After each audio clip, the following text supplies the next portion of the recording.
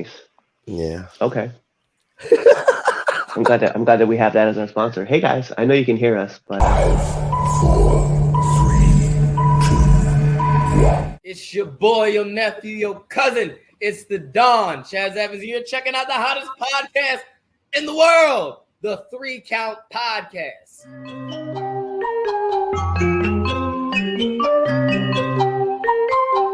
Hit him with a 3 count. Pin him to the ground and the crowd go wild, man. Down over y'all like. Hit him with a 3 count. On the top row crowd.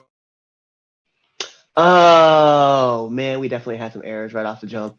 That's kind of what's expected.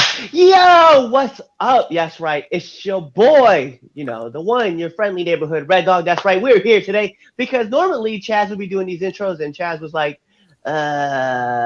Cliff, you do it. And I was like, oh, all right, here we go. So it is time. That's right. It is not Chaz and friends, but Cliff and friends.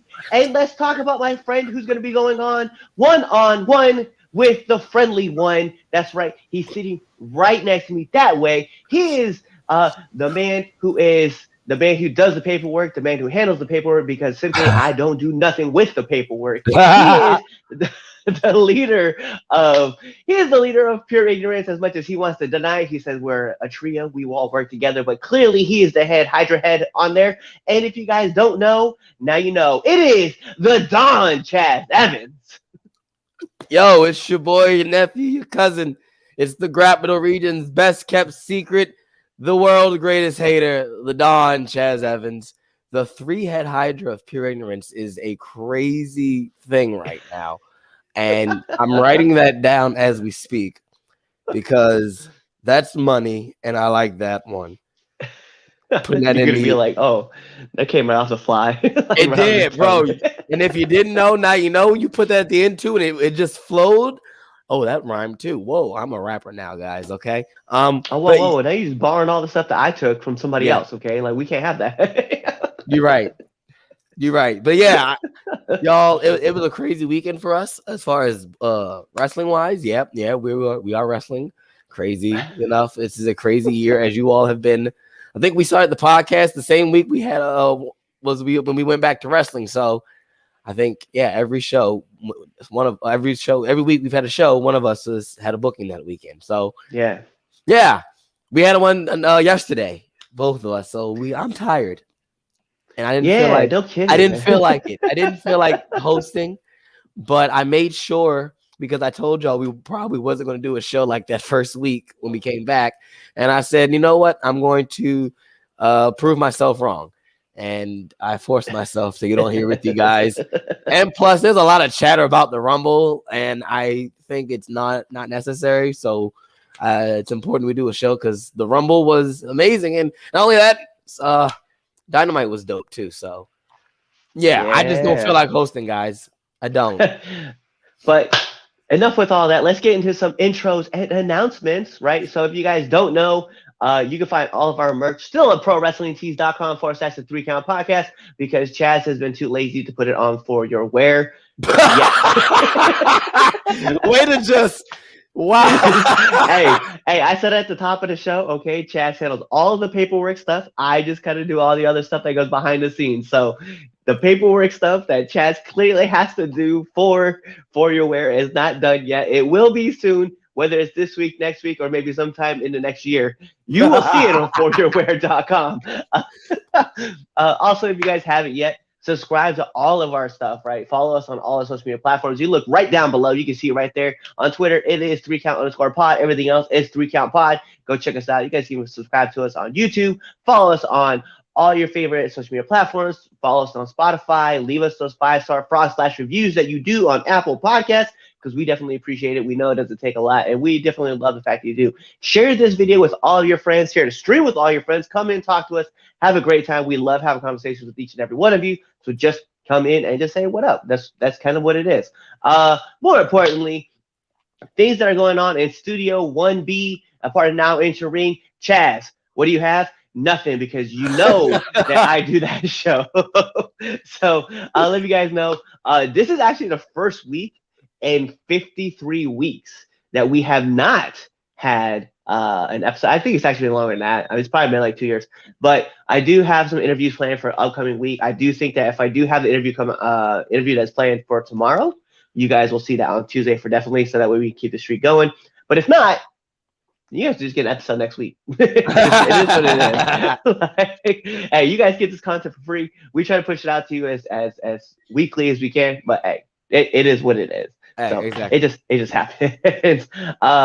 Go through foryourwear.com/, isn't it pure ignorance, right? Altogether, yes. pure underscore ignorance. Yes. Go to foryourwear.com, check out the wrestler stores, go buy Chaz and Pure Ignorance's merch. Of course, your boy's on there too. Go check out the Red Dog. That's right. You guys can see we actually our stuff. Pure Ignorance gotten something. We got new merch dropping soon, very soon. Yeah, I'm not going to tell anybody what it is. I think people. It's one that people have been asking for since the jump of Pure Ignorance. So definitely excited to drop that for everybody because kind of works with the whole Duffin season. Now I've said too much. Well, and Chaz and I kind of behind the scenes to let you guys know, been working on a new logo with Red Dog, so you guys will be seeing that merch come out too as well. It's not official yet. I don't even want to drop any names or hints or anything about it, but you guys will definitely enjoy it. I promise you. What else we got going on? That's it. So let's talk about the indie spotlight. So Chaz and I have been working furiously, right, to go get as much info about what's going on in the indie world. So Chaz, I'm gonna let you have this one. It is the indie roundup. So let's talk about what's going on in the indie world.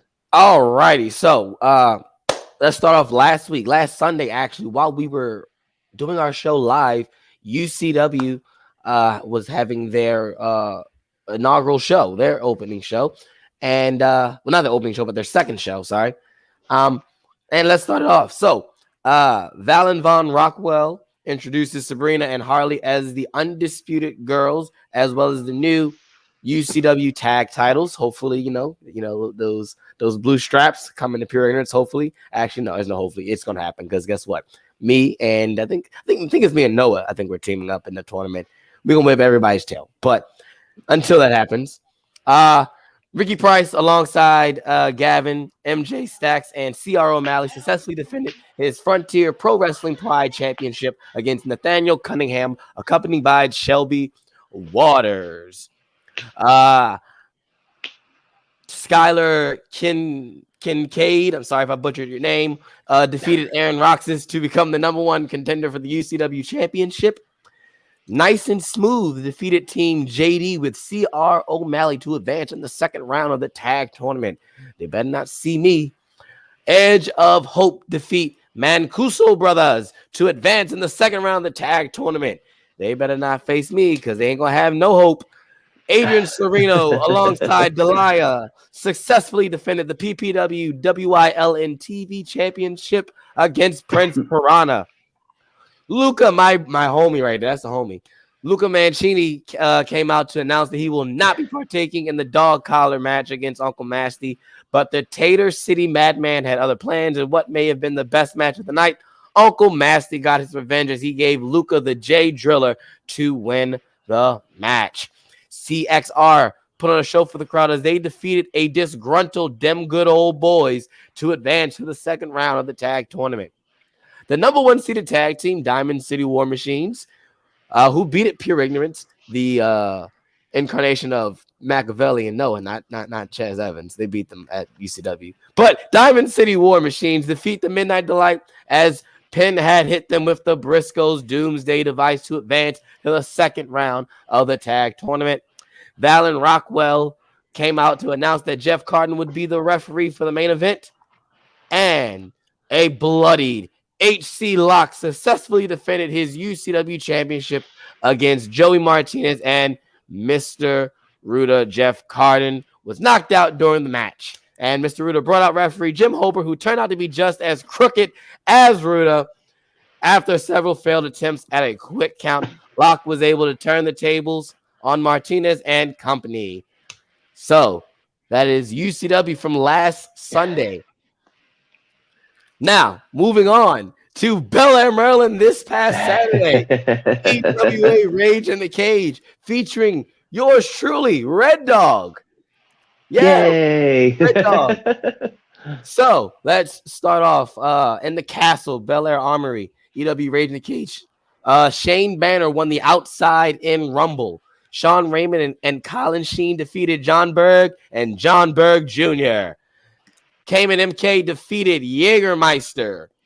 Hero Napier and Michael Anthony defeated Stellman and Corey Bush. Shout out to Corey Bush. Siler, Old Man Young Boy, Eddie Blast, and Hamish Stewart defeated Rico Hendricks, Aaron Ho, Jägermeister, and Red Dog.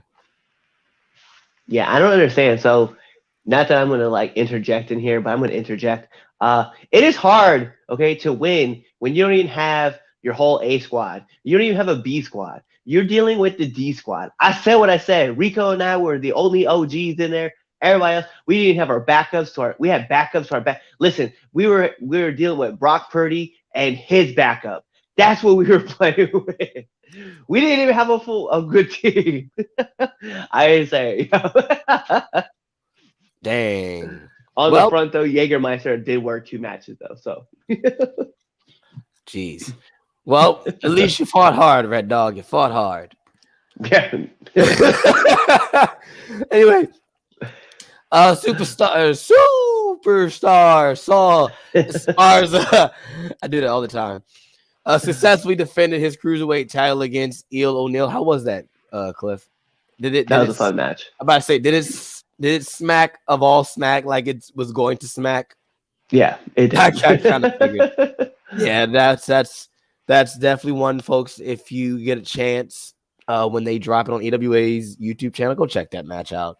I haven't seen it yet. I know it was fire. Go check that one out. Art of War successfully defended their tag team titles against Jason Drake and Jesse Orion. Tomahawk successfully defended his EWA Heavyweight Championship against Grizzly O in the main event.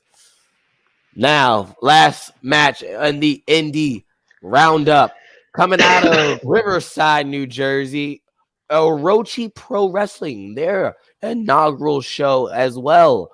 All right, so let's get right down to it. 6-way scrambler match, okay? And Dino defeats Mookie Summers, Bennett, Noah Idol, James Gray, and Bristol Lion Marcus Schuyler. I just want to put out there that my boy Nova was looking sharp like a tack out there, okay? All right? I just want to put out that he duffed Bennett. Stomped on his foot, too. It was funny.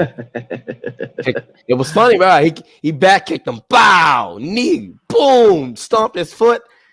My man did a discus duff, too. He said, what? Like it was real Brody Lee, like it was clean. But yeah, he still took it now. Well, no, he didn't, because he didn't get pinned. I mean, I didn't get pinned either. You're right. Well, no, it's a scramble match. Whatever. Anyway, I don't care. Big effing Vin defeated Uncle Masty. The ACPW Heavyweight Championship match. The Alpha Tyreno defeats King Crab with Captain Decapitate, everyone's favorite pirate. TJ Reno and Harleen Lopez defeated the Outfielders. That was actually a fire in intergender tag match. I will say, like I was watching that. It was actually fire. Naughty Adonis Valero defeats Frightmare. Brew Valen defeats Pancakes. Pure Ignorance, Chaz Evans and Prince Machiavelli, them 410 boys, put to sleep the Air Show, Razor Wing and Mach 10. Fire match. I would love to work them anytime, any place, anywhere. Big ups to them, but I am a man of my word.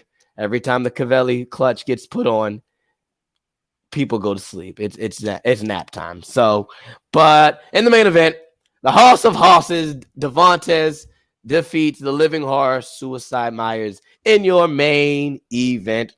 And that, ladies and gentlemen, in the name of the Chaz, the Don, and the Grappital region, is your Indie Roundup. Back to you, Cliff. Yeah, it's got to be like the Grappital region's best wrestler. Like you got to make sure to put it all together like that. So it's like the the Chaz, the Don, and the Grapple region. Okay, gotcha. And the Grapple's best regional wrestler, because it feels weird when you're just like the Grapple region, like cool. That would be just like saying the Father, the Son, and the Holy.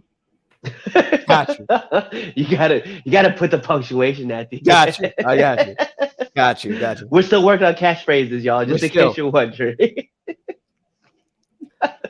But hey, so let's talk about it, right? We're gonna get to our first debate topic. The Royal Rumble was last night. Now, Chaz and I were working shows. I'm gonna be honest. I told everybody, like, if you talk to me about this show, because to me the Royal Rumble is like Christmas, right? I was like, if you talk to me about the Rumble, tell me who got in the Rumble, who won the Rumble, I will block you for the year until the next Rumble, right? I want you to learn the lesson, the hard lesson of what it's like to know to spoil something like that for me. So I stayed off of the internet, and I got home like 11:30, close to midnight, and watched the Rumble till like 2 o'clock in the morning, passed out and woke up, and it was like 9 o'clock in the morning, and I finished watching the Rumble from there. So to be honest, but like, I got to watch it in the car. I got to watch it on the ride back from my show. As soon as the Rumble started, Machiavelli and his wife legit were pulling up around the corner, beeping the horn like "Let's go," and me and Noah was walking in the car. And it's now time for your Royal Rumble. I'm like, oh, perfect timing.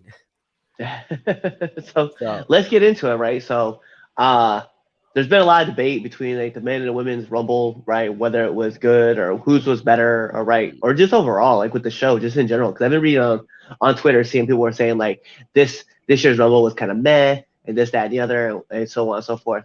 But let's talk about it. So to me, I guess like the topic we'll talk about was one, who had the better Rumble, right? Men or women?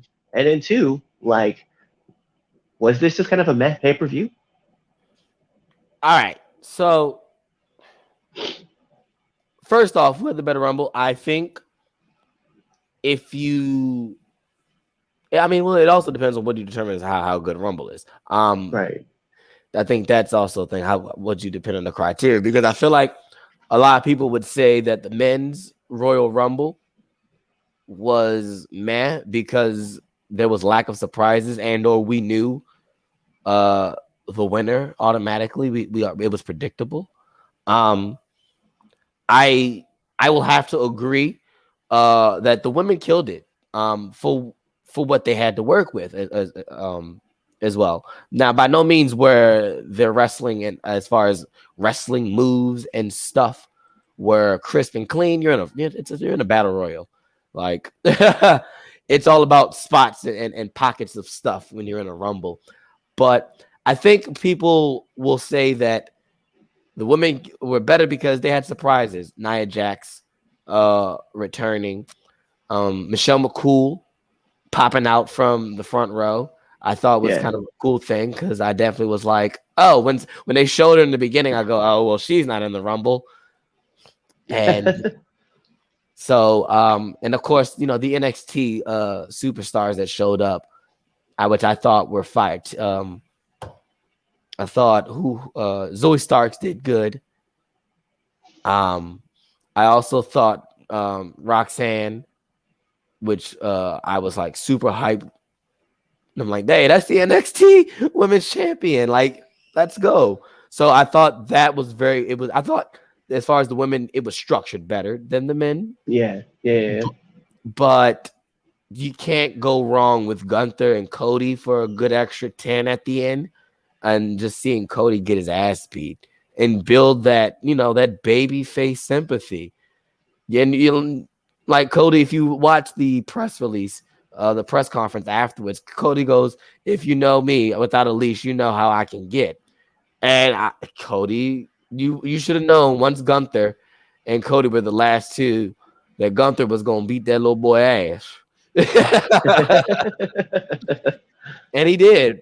And Cody won, of course. We knew that was coming. But I think the big thing about coming out of the men was Gunther coming in and beating the record. Yeah. Same thing as Rhea. I think this year's Rumble was just to break records, really. Yeah, I think endurance records. I think that was the goal from the jump was we're gonna smash these records and we're gonna set a whole precedence of everything that's gonna be happening. I mean, let's be real, like with WWE, like it was meant to happen, right? Because like Rey Mysterio broke that record back in 2006, and at 62 minutes long. And I think it was just time, like, for someone else to do it. So when WWE put Gunther in there at 1, it made sense, and it was just cool. It was cool to see, though. And I'm not gonna front. I mean, I kind of popped when I saw that, Gunther was the last one in too. So it kind of, I don't know. It's funny to me because it kind of said to me that if Cody wasn't in, Gunther would have been the dude to win. Yeah. That's the only. To be honest, there was no other person in that Rumble that made me believe that they could win it besides Gunther. I think putting Cody at 30 was. I don't think that was the way to go. Like you said, it was predictable. Yeah. I think maybe it was also, to give Cody a break because we knew because Cody was going to, get mutilated by Gunther at the end. So I guess give him, time to, really acclimate himself back in the ring for being gone for so long. But if it wasn't Cody, there was no one else in that Royal Rumble match that really could have won. I mean, yeah, Brock was in there, but Brock got eliminated. So it was meh. I can see why people were calling the men's Rumble meh. There was no. It's weird though. There was no shock. I'm gonna go on the other side. You knew going in that Cody was winning, and if Cody wasn't winning, it had to be like we said last week. It had to be who? The Rock, and The Rock then said he ain't gonna be there. Even Triple H said it last night, and it's not happening. So. If Cody was the only other option and there are no possibilities, then hey, I mean, we were just going through formalities as far as fans concerned. So one, I do want to I want to put this comment up really quick because like this is definitely so we're talking about surprises and stuff like that. We can't forget Chelsea Green coming back. Oh yes. Yeah, that was a cool. I popped for that. I'm not gonna front. That was a major thing. And also, I'm going to put this up here too. Comment saying, big thing knowing the person that finished second ends up also getting the push for Mania. I think that's a big thing. But I'm going to be honest, on the women's side, though, like, I don't want to knock her, right? Because I do see that she's putting in a lot of hard work. And yes, I do think Liv, like, deserves that kind of push. But Asuka was putting it down last night, too. And I was dude, that was lit. The thing about the women is the final 3, it was a perfect final 3 because you had Asuka coming back, which was okay, we didn't know that was going to happen. There's your quote unquote surprise. You had Rhea, who probably everybody had going in was the favorite to win it, and then you had Liv, who was just loved by everyone, and when Liv's in a situation like that, everyone's going to get behind Liv because we want to see Liv succeed. Period. Mm-hmm. That was the perfect. It could have That's what the Rumble lacked. But you know what? I'm going to go on the other side, right? Because I'm not even playing devil. They could have went either way. As I was watching it, as if like, oh wait, they could give it to Liv. Oh. We might get Liv and Bianca, like an actual program. Liv. I think you don't go wrong with all 3 of those matches, though. Like let's say all 6 scenarios, right? Whether it's Liv, Rhea, or Asuka versus Bianca Belair, or Liv, Rhea, Bianca, or Liv, Rhea, and Asuka versus Flair. Like those aren't bad matches. No, like at WrestleMania for a headliner, like that's not a bad match. No, like that's a fire ass match. No, yeah, all those matches could main event one of those WrestleMania nights. Absolutely. So I'm gonna put this comment up real quick, and then I kind of want to talk about it as far as like the men's rumble goes, right? So Bobby Lashley eliminating Brock the way that he did was a wow factor. I agree. It was kind of cool to see, but I think the only problem I had with it was the fact that Goldberg had did it like 3 years before, and like I think that was my biggest issue with it, because like it was cool to see that Bobby Lashley was also able to like kind of manhandle Brock, but it's just the idea that I've seen Goldberg do it when he did the Survivor Series thing, and then he came into the Rumble and just eliminated him real quick, and then obviously like I think Goldberg got eliminated by Undertaker like right after that. So I mean it was cool, but it was just kind of like I kind of like it, but I kind of also I've seen this before, and that's a problem, right? Because this kind of leads into everything else I want to say, because that aspect of the Rumble was one thing that I was super excited about. I loved the storytelling that came with the Rumble. Now, my only problem with the Rumble is that it was kind of predictable in the sense of like who may come out if you're following like the storylines, right? So like when Omos came out, right? Like, oh shit, here comes Omos, and then all of a sudden, who comes out next? Braun Strowman, right? So it's like, oh, okay, so now the two big guys are gonna fight it out, and they've had history, right? And then prior to that, right, the number one person, Gunther, who's number two, Sheamus, right? So we're seeing like all these stories that were like playing out, and we're watching everybody run the way that they're running. So it's like, yeah, I kind of like it, but also kind of don't. But it made the whole Rumble flow smoothly, which I appreciated a lot, because I felt like we were getting a lot of good storytelling into it. And it was the same thing with the women, right? So the women were telling like these great stories about like who's entering in, who's doing what, and like the eliminations kind of made sense. Like it wasn't like spastic. Although I do want to say, I hope Kofi is doing fine, because that spot looked like he botched it pretty hard, and like he was grabbing the back of his head pretty tough when he was trying to land back on that chair. So I was like, if he got hurt, I just want to say, best wishes to you. But if not, hey man, like it's the second spot that you've blown back-to-back years, bro. And I kind of think that we need to reevaluate Kofi being like the surprise, like, hey, I saved myself this way kind of guy, because like, you can't keep going bigger when you're aging. You know what I mean? Like, kind of have to let somebody else have those spots, because let's be real, that Logan Paul Ricochet spot where they clashed in midair, I was like, oh, wow. I was like, that was crazy. Yeah. It was. Yeah, it was. Shout out to Logan Paul. Yeah. Shout out to Ty for putting out there, Ty the Playmaker, for talking about how people, who like that spot, he hates them, so you can hate me too. Well, no, because he had wanted to do. He was talking about that spot like years ago. I actually remember him talking about it, and everyone was telling him how dumb it was, and no. And now everybody's 2 years later or 3 years later, everybody's like popping for the one spot that he's like, I've been trying to do this for years and nobody wants to do it with me. Yeah. No, so like the stories flowed very, very well. I really, really liked them. The matches, right? I liked the KO versus Roman Reigns match. I thought that was really well put together. Obviously, like there was stuff that was happening.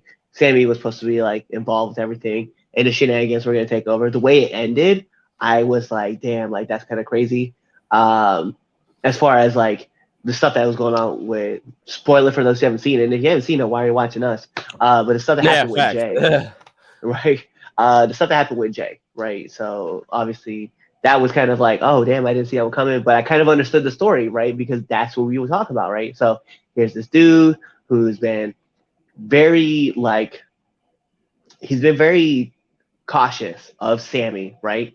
And then the moment that Sammy like does something to like show his alliance, right, to the bloodline, yep, he turns it. And Jay is just devastated, because here's this dude that he's legit like been in battles with, and they were growing this relationship, and then to watch someone just switch it up and go back to their old friend. And it was just, I could see the devastation in Jay, and I kind of like understood it. So I'm kind of curious to see where the rest of the story plays out from there. But it was definitely heartbreaking to see. I thought the women's championship match, it was just kind of there. Like, and unfortunately, it's because it came after like the shenanigans that happened with Bray Wyatt's match, and then going into that match, it was like I don't really know like what was supposed to be expected, but it just didn't. It just didn't work out the way that it worked out. It was bad placement. They just got they sucked. They just got sucked. By the way, for those who are wondering, we're putting a comment down below. It says Cliff owes me $9.99 for my Peacock login. No. Well then, good luck with your $10. Yeah, the women. I think Bianca also, and Alexa. I'm gonna put this out there before we. So hold on a point. So in that Peacock login, there's legitimately it says the Luhans, right? And I legit create a profile in Anthony's Peacock account that says not the Luhans. Just so like everybody else is like, who created this one? I was like, yo, it just says not the Luhans. Full transparency, Becca was worried about watching like the Real Housewives of like whatever on their account and it would mess up their algorithm. So I just created another profile just for that. That's funny. Yeah, it says right there. That's funny. But my point about the women's championship is that they just got screwed. They got shot in the foot with placement. Yeah, I think anything you put after that the pitch black match would have suffered. The match wasn't bad. It was a solid match. I mean, it's just they just got bad placement on the show. That's all. Speaking of sponsorships and stuff, I have the pitch black mountain too, so I'm trying it for the first time. Well, like, on the air. wow, like Cody did yesterday. Yeah. Okay.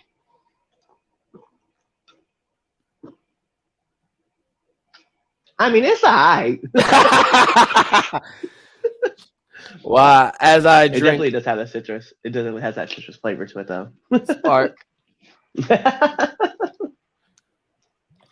Yeah, I was like, I've been waiting like all show to like show that off that I bought the pitch black. Well, since we're talking about the pitch black, let's talk about Bray Wyatt and that whatever we saw. So it was a little like it was offsetting. No, so okay, so I'll put it this way, right? I thought the match itself was kind of cool. I like the idea of like a black light match, right? Even though it's the blackout match. I love that idea. I think now everybody's gonna try it on the indie scene because it's what they do. But no, I loved it. I thought it was cool. The match itself, obviously, it's LA Knight and Bray Wyatt. Like if you kind of follow their kind of respective stories, like you already know what you're gonna get kind of out of these matches. I thought it was really great. I'm kind of curious as to see what that mask looks like out of the black light because I thought that was very interesting. And then for me, the howdy thing was you could clearly see like my man missed badly on that drop.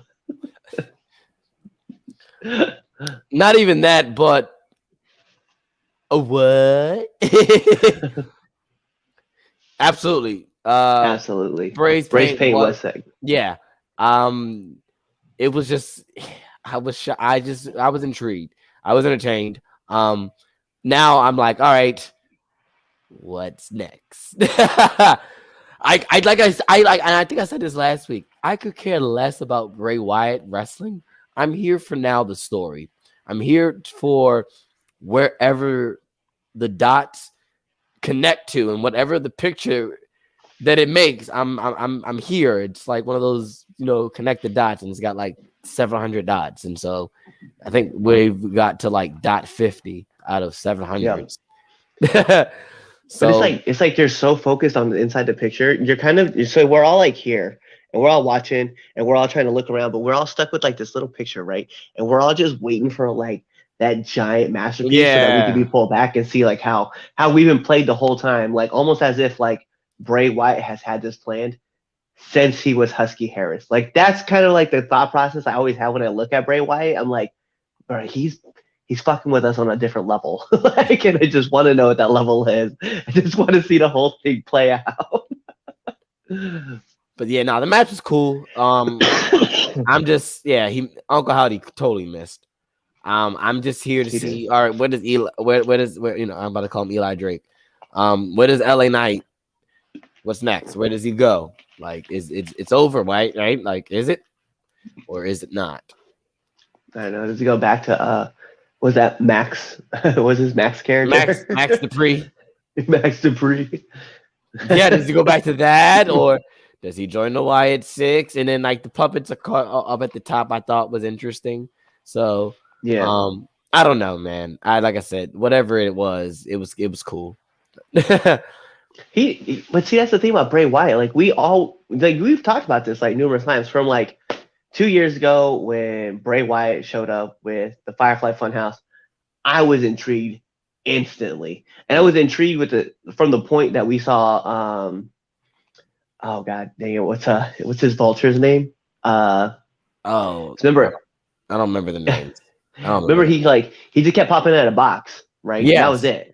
And I was so intrigued with everything, and then all of a sudden, like everything started coming into play, right? And then we saw the Firefly. Oh, Mercy, thank you for that, Andy, thank you. Yeah, Mercy. But when Mercy kept showing up, then all of a sudden like the Firefly Funhouse came up, and I was intrigued. And he's on the show. He's probably still watching still, but Anthony was clearly like, "This is the dumbest thing I've ever seen." Remember, I think he said it on the show. He's like, "I don't understand it," and I was like, "Bro, just give it time. I promise you, it's gonna make sense." And then the Fiend popped out, and we were all like, "This is the greatest thing ever." And here we are again, watching everything slow burn. And you and I talked about this, like you know. By the way, for anybody wondering, we talk all the time, but we were talking this on our phone call. Like, we watched this slow burn happen, and we know, like, I think right now the fuse is lit, and we're about to see everything just explode. Probably like WrestleMania, everything's gonna happen. We're gonna be like, "Oh, this was worth everything." Yeah. But okay, so let's move into our second. Well, we're gonna move into the next topic, right? We're gonna talk about this. Not even to our next topic. We're just gonna move into the next section of our show. We love this show. It's called Tip Check. And here's how things are gonna work. Oh. Go ahead. Fire off. Ask it out. Tip Check. So we're gonna talk about our hottest and our coldest wrestlers of the week. So Chaz, actually give me your coldest wrestler of the week. My coldest wrestler of the week. The Miz. Oh my God, yes. The Miz. And the thing is this, and it's not because like anything he's doing is bad. He's the right person for that spot. It's just he's getting the ass clown treatment, getting the the bad guy that gets embarrassed and for the old baby face. And no, that's fine. Someone's got to do it. But coldest wrestler of the week going with the Miz. His Rumble appearance was a little bit lackluster this year. So he's not mine, but I'm gonna add to your point, right? It was something that he said on SmackDown, right? He's like, "I've been doing Royal Rumble since before you were born," talking to Theory. Yes, yes. Austin goes, "Well, that just means you're old." And I was like, "Damn," and he fired off quick, and I was like, "Damn!" And then Miz was like, "It just means I'm more experienced than you." I'm like, bro, you were number 3, and you got thrown out in like 30 seconds, my guy. Like, you need to chill out. Like, cap all the noise, bro. I was like, I can't believe. Yeah, but I definitely, I would have to agree. I think for me, I'm gonna go ahead. I'm gonna take.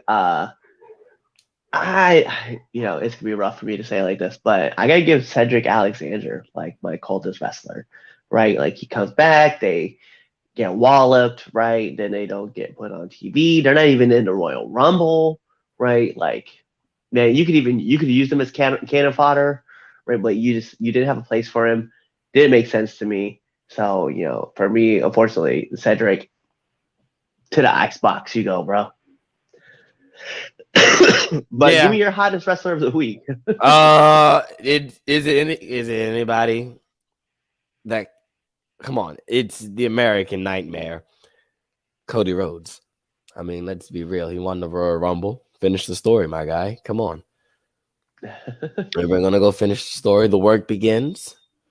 Do the work. Let's go. The Kang, Cody Luther Kang, doing it for the people. Yeah, I'm gonna go with Sami Zayn. Sami Zayn. That's a good one. I can't root against the dude. He's been playing his role very, very well. Especially on Monday night when he was on there, he was clearly his focal point of Raw 30, right? And then we move into SmackDown. He wasn't even supposed to be on the show, according to our tribal chief. Shows up anyway, saves Solo, right? And then we get into last night, right? And he's in the match. He's not even in the match. He's just there, right? And one thing that was very funny was when Roman was like, he said, "Give me the chair, Sammy." And he was like, "You told me not to do anything. I can't do anything. You told me not to." And then Roman's face like, "Give me a fucking chair, Sammy." And he's he took off and went and got the chair. Bro, it was just all the stuff that Sammy did, like, it's just been a masterclass of like how to get your character together and help drive a story that's not yours, but do it with your character. And just the little nuances that he's been doing and helping push everything and getting him noticed. Because even when he got beat down, Kevin was still handcuffed up and the crowd was still cheering for Sami Zayn. Like, that's on a level of over that like very few people can get on. And for me, I think that's what makes it. And credit to Roman for doing that, like getting this man over. But because Sammy was on his way up and up anyway, but this just put it on another level. And I think Sami Zayn, to me, I can't go against the guy who's going against the tribal chief. You're right. No, that's facts. All right, so let's talk about our next topic, right? There's a lot of controversy that's going on with this subject.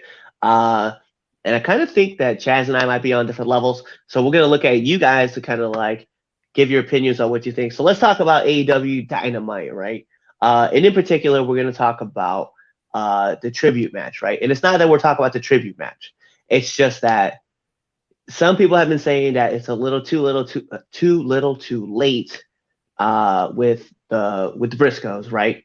Mark and Jay Lethal had an amazing match. They tore the house down. It was so cool to see. But TNT and TBS had made it pretty known. Well, Warner Brother Media and Discovery, I think that's how it's pronounced now.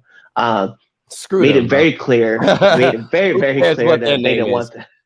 Who cares? Made it very clear that they didn't want the. They didn't want the Briscoes a part of TNT or TBS.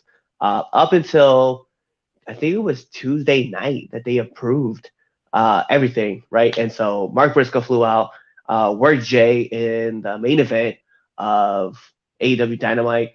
Also, I don't know if people know, but credits, big ups to Jay Lethal because he worked that killer match, and then like 2 matches later, he was back in that tag match for Rampage. Yeah, and like I was like, oh damn, like my man's putting in work.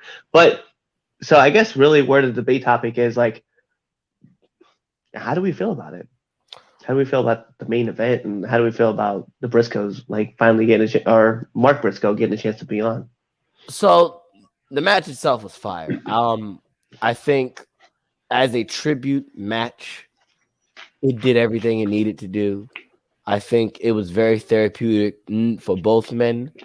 I think Jay was probably popping while watching the match. And I think the match itself was fine. Nothing was wrong with the match. I'm on the side of, you waited till the man died to put them on TV over something that, hey, he apologized for.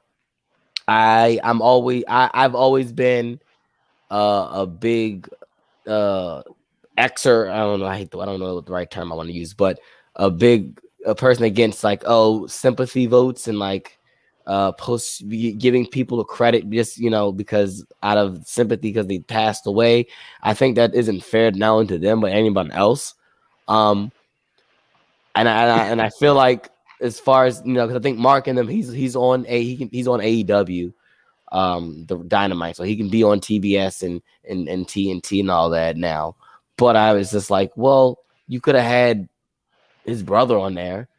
You waited till he died to put him on there after they apologized, and that's not right. Because to be completely honest, if Jay was still alive, they wouldn't be on TV. Let's just be honest. Let's keep it $150. Let's call it what it is. They wouldn't have, and that sucks, and it's terrible. It's terrible. Like the circumstances that it had to take for Mark Briscoe to go be on worldwide television. It took from him to lose his brother. Is it worth like if it was me, I wouldn't be like, all right, cool, I did it. I don't want to be on it. I wouldn't be on there next week or the week after or whatever. I'll stick to ROH when you get your weekly TV because it probably won't be on TBS or TNT. It'll probably be something completely different. So I'll wait. Or nah, man. It's sad, and that's just the way. And it also that's the industry. It's just the show business industry. Period. Not just the wrestling business. It's show business. We are a crisis glorified type people. Shut up, Siri. I wasn't talking to you. Yeah, it sucked. It really upsets me that it took that. Because crazy. Because they've had people on that TV on that show, and then I'll keep it $1 honest. There are people on Dynamite who've done way worse and said way worse than what Jay has ever said, who are still on that TV and who still work for Warner Brothers Discovery. Period. So not to diminish what Jay said or anything like that, to say that of like as far as severity of it is or anything like that. Not but like, nah, man, it's whack. It's whack. It's whack. So you brought something up, and I thought about it, and I wish I would have thought about it before we hopped on the show, right? Because you kind of mentioned it, right? Like it did take Jay passing to get Mark on, and for those who don't know, they buried Jay today, and I didn't even think about that. And when we were talking about this topic, I was like, yo, that makes sense. Until this very moment when you said that, and I was like, shit, like we legitimately are talking about a topic about a man who literally just got put underground today, and I loved watching the match. I 100% did. And I thought Mark, he set it off, right? But it's one of those things where I just realized like, we didn't plan this out to be insensitive, right? So our thoughts are always with the Briscoe family, because we know that his little girls are still struggling right now, and our thoughts and prayers just continually reach out to them. And anybody who knows us know that we are all about with them over there in Delaware. But it's like it does make a point, right? That like you waited for this man. You clearly weren't going to wait for an apology. Like, and this is on Warner Brother, right? So this isn't even towards AEW, because I know Tony Khan is working behind the scenes. He's doing everything he's got. Oh no, absolutely. This is not a knock on Tony. I just want this. Yeah, I want this to be. Tony did, and I know this for a fact that Tony is doing everything in his power for that family, and that is why you'll never catch me saying really a bad thing about Tony Khan as a person. Like the man, Tony Khan. You'll never hear me say a bad thing about him. Booking choices, as far as wrestling is concerned, that's a different story. But at the man, Tony Khan, you can't. That what he has done for that family and I know he's going to continue to do is just beyond a blessing to that family. And like, this is not a knock on Tony Khan because I applaud Tony Khan for not settling on the no, even after the fact. Like they told them no for the tribute that the week prior. So I give mad props and admiration for Tony Khan for not sticking with the no and keep pushing the issue. Because if he didn't, we wouldn't have gotten the Mark and Jay Lethal match. We wouldn't have got the tribute live on Dynamite. So absolutely, I give Tony Khan. This is all on a Warner Brothers thing. Yeah, it goes back to this kind of where I was like getting ready to kind of like, for lack of a better word, like I was really about to point a finger and like take aim at, right? Because you're talking about a studio, right? And for our wrestling fans out there, we're about to divulge a lot of information. Some of it's known, some of it may not be known, right? So we just want you to kind of know, right? But we're talking about the same company, right? That legitimately took Zack Snyder's cut of the Justice League and hid it from the world, because what they did was Zack Snyder, I don't know if people know, but Zack Snyder's daughter had drowned, right? And instead of taking a break and letting Zack go mourn and kind of like deal with what he was dealing with his family, Warner Brothers dismissed him from the project, flew in Joss Whedon, and had Joss Whedon finish the project. And that was the first Justice League movie that you guys may have saw, right? That's what he chose. That's what they chose. Then after that, we're not even going to talk about the rest of the bullshit that happened. We can go right into, they're still choosing Ezra Miller to be the Flash after all the DV stuff that happened, right? Behind the scenes, right? We're talking about they stood behind a director who legitimately looked at Gal Gadot and said, if you don't do what I say, I will ruin your career, and stood behind him. They got Ray Fisher fired. The guy playing Cyborg, they dismissed him from all future projects. And this is a dude who was just standing up for himself, because he was like, yo, these are the pressures that I was being put into when I was on the film, right? So there's all these known stuff that's happened behind the scenes with Warner Brothers and Warner Brothers Discovery. There's all these things that happen behind the scenes. And you mean to tell me that somebody who tweeted something in 2011 and 2013, right, then apologizes for it a couple years later, can't get on a wrestling product that the fans were clamoring for? Like, anybody who was paying attention, right? You're talking about, at least at a minimum, if FTR and Briscoes are on TNT Dynamite, you're talking, and I'll exaggerate the shit out of it because I can and I want to, 1.5 to 1.75 million people wanting to tune into that match alone. Because when they did it at the Multiverse of Madness, and they did it, at the Ring of Honor shows, those shows exploded with those guys because they were talent, right? That's where I'm kind of like thinking about things, right? So for not TNT, but for Warner Media to sit back there on their high horse and be like, nah, it's their stuff that they said about people back in 2011. We don't want them on our TV. Like, bro, like, you need to chill out. Like, the guy apologized. So for you probably should reconsider your position. And I know they got rid of a whole bunch of people on Warner Media executives, right? Like, a lot of people had to step down because of all the deals that happened with Warner Brothers. But it's just, I don't know, man. It's just disgusting to think about, because it's like you're holding certain talent back, but then again, other talent that have done stuff that are currently on air, right, you're okay with. Like, I don't know. It's very weird. And to see the pick and choose and the shit that you're going to hold on to, like, I don't know, man. Like, it doesn't sit well with me. It actually bugs the shit out of me, and it pisses me off to the point where it's like, dude, like, why did you, like, two dudes from Delaware, right, setting the world on fire, and you guys were like, nah. They said some pretty ridiculous things Jay said some pretty ridiculous things on Twitter, so we don't want him on our air. And now all of a sudden, like, all the situations that happened with Ezra Miller, just getting drunk, badgering some women, and I don't want to downplay that by badgering some women, like disgustingly badgering women and kids, and you still choose that guy. And it's not like this was 10 years ago. This was last year, 2022. This man was in the news every other week. And they were like, he's still our Flash. We're still going to stand behind him.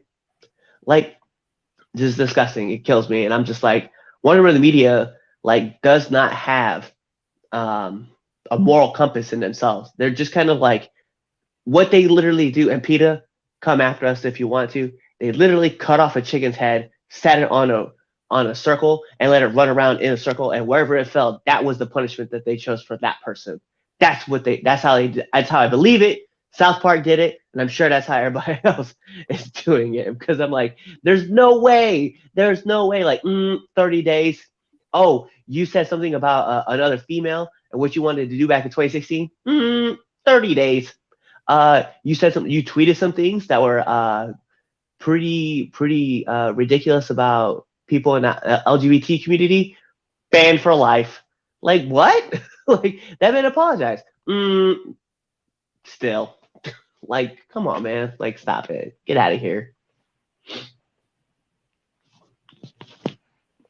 And I think Chaz went into the fast zone. Like he's in the speed. He's gone into the future. Am I back? Yeah, you're back. Okay. I said my 2 cents on it. I don't even got nothing else to say. Fuck that. Nah. So we're gonna keep it moving. We're gonna keep things light because this is a show where we definitely want to have communications and fun with you guys. So we want you guys to have fun with us too. If you guys do have things to say, go ahead and tweet it out to us. Let us know what you guys see. But we're gonna move into this or that, and we're gonna talk about this year's Rumble. Okay, so who had the better pop? Was it Cody or was it Chelsea Green? Initial pop. Like, we can't be like, oh, the setup. Like, no. I don't know. Now I need to rewatch it. I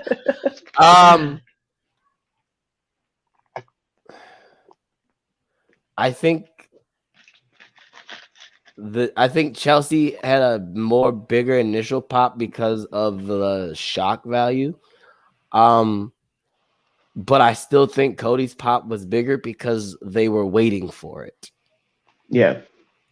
They were waiting for it. And I think that's the thing. They were waiting for Cody because they knew it was happening. And as the numbers got on and then we got to 29 and we realized there's one person that hasn't been in the match yet that we know that it's supposed to be. Oh crap, here he comes. So I'm gonna go with Cody. Okay. I'm gonna go with Chelsea. Yeah, because it was a surprise. Both were the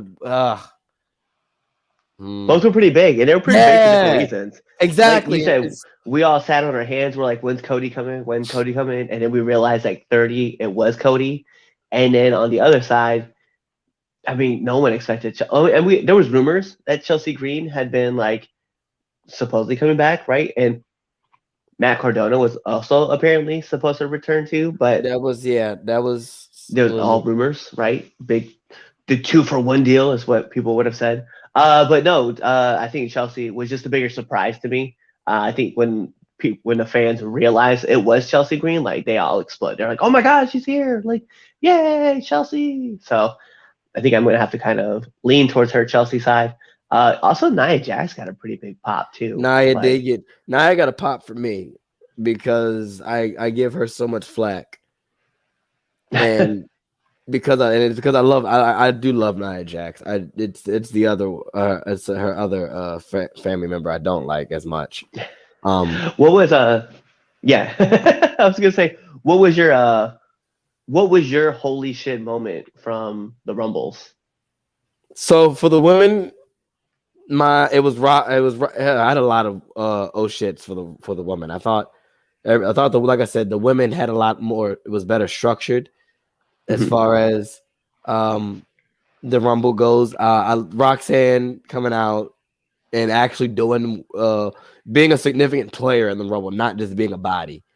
I thought that was good. The Nia Jax and Raquel stare off at was cool. Was like, oh shit, like, oh wow, Nia coming back. Them screwing it up like 10 seconds going and then just playing her music. That was a no shit moment. But out of the men, I think Beth coming out and spearing Rhea winning the whole thing was oh shit, knowing the fact that she came at number 1, being only the 4th person to do that. I think, is that the correct number? That was it. That is the correct number, including you know who. Okay. Because I wanted to make sure I was like, because I heard Michael Cole say when I rewatched it again today, I was like, wait a minute, I'm like, are they leaving out Benoit? But okay, but yeah, she's only the 4th person to do it. For the men, oh shit, it wasn't Booker T coming out because I saw that coming. I knew that. Booker T coming out is not a surprise. I see him every week on NXT. It's not a surprise if I see him. That you did this before, and I know Booker wrestles still, and I know they know that Booker still wrestles, and we all know that Booker's in tip-top shape. So why not throw him in there as a body? Right. Let him do his greatest hit and get thrown out. That's what happened. So that's exactly what happened. I mean, but as far as like him, those legends that come back for the Rumble, that's what you're supposed to do. Get the pop. Oh shit, he's back. Do your greatest hits. Get out of here. Spinaroo knee over the top. Yeah, man. Like seriously. Cody winning. I think Cody and Gunther one-on-one match, because that's what that was at the end. Wasn't oh shit, because I knew he was. I said it. Noah was there, and Machiavelli was in the car. I said it. I said, oh, it's Gunther and Cody. Yep, Cody's about to get her ass beaten, and he got more of an ass beating. I think Gunther, go ahead. Gunther beat him for leaving us. He's like, this is what you get for getting injured. Chop. Right on that pack. Right. Right on your bad pack. That's what you get. I thought he was going to re-injure. I thought he was going to re-injure it again just because he was chopping him so hard. But yeah, those are my old shit moments, really. I'll tell you the one that got me right on the women's side was when I forgot who Bailey picked up, right? But she had her pretty much like in a burning hammer position. Yes. And what you call it? Came and kicked. Yes. I know exactly what you're talking about. Oh my god. I was like, oh shit. She's okay. Because that looked rough. Yes.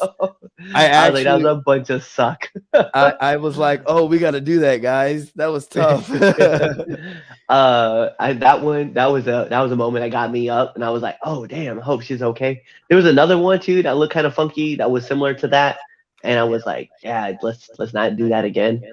The other one that from the men's side was god dang it, not Angelo. What was I can't remember the Street Profits. Dawkins? No, not Dawkins. Montez Ford? Montez. Yeah, how Montez got eliminated and he just landed on his feet. Like outside. It didn't make sense. Cause like it was weird. It was like Priest had him for like a choke slam. And as he goes to choke slam, he just throws him outside. And then Montez lands on his feet and he just stares at the crowd. And I was like, I don't know if that was how that was supposed to play out. But I was like, what happened? Because maybe it was. He looked confused. Like he probably got thrown out. Well, I mean, he was about to get choke slammed, and and then he's just like, I'm just gonna land on my feet outside and just stare at the rest of the crowd. I was like, yo, but you're out. Like, I don't know if you noticed or not. Well, I mean, think about it. That's smart.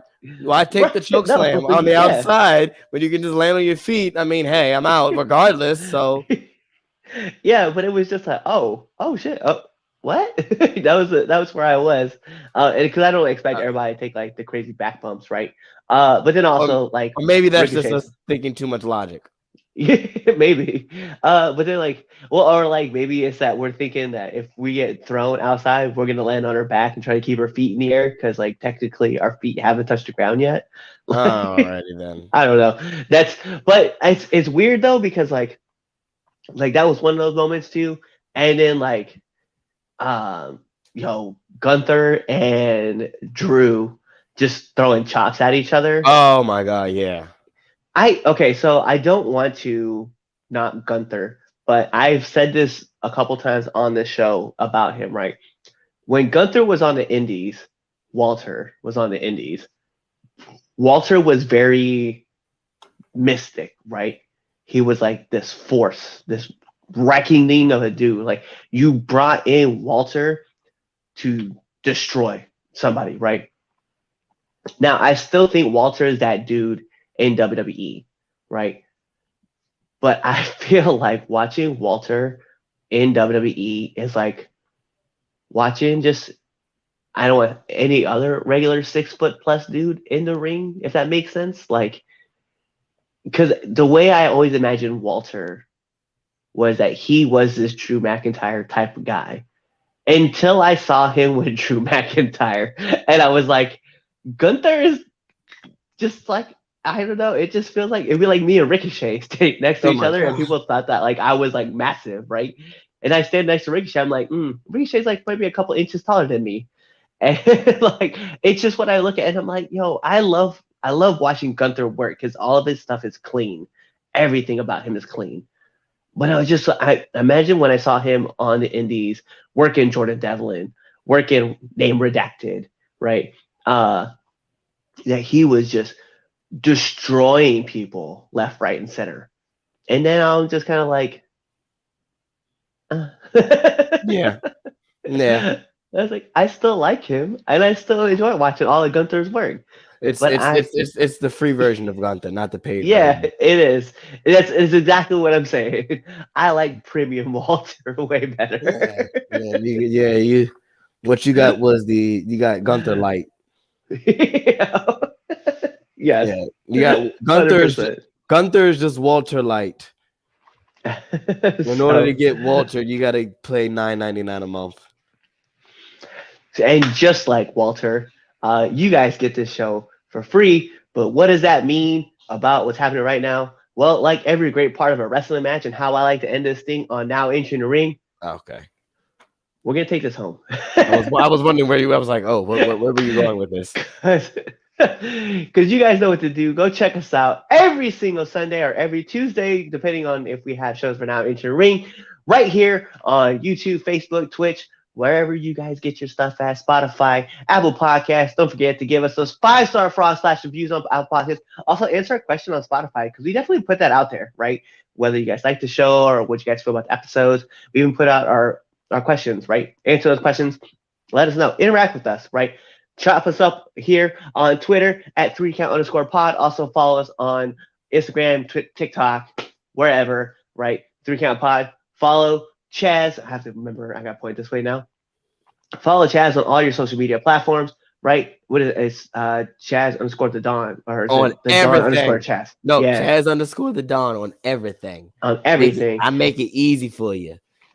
You have no excuse not to follow me. You have no excuse. None. And of course, you can follow all my stuff at _RedDog85 because, I try to keep it simple for y'all too. Go to our ProWrestlingTees.com /the 3Count Podcast and go pick up some merch. It'll be there for however long Chaz wants it to be up there for. And then expect us to be on For Your Wear here soon. You guys can also go on foryourwear.com /pure ignorance or red-dog and go pick up your merch from us because, we definitely appreciate it. The more that you guys go out and spread the good word of the Red Dog or Pure Ignorance or Chaz or Prince or Noah, the boys of, ignorant dogs. The more you go out there and spread the good word about us, the more that we can get stuff together for you guys and get that all the stuff up and running. And you guys can get all like the fancy schmancy kind of things, like, a better show. Like if you guys want that. But in the meantime, between time, what we need from you guys is to just pick another episode and listen to us there because this one's over. We're done. We're in this one. This number 30 entrant just got in, and we just got thrown over the top rope. So 28 and 29, we out.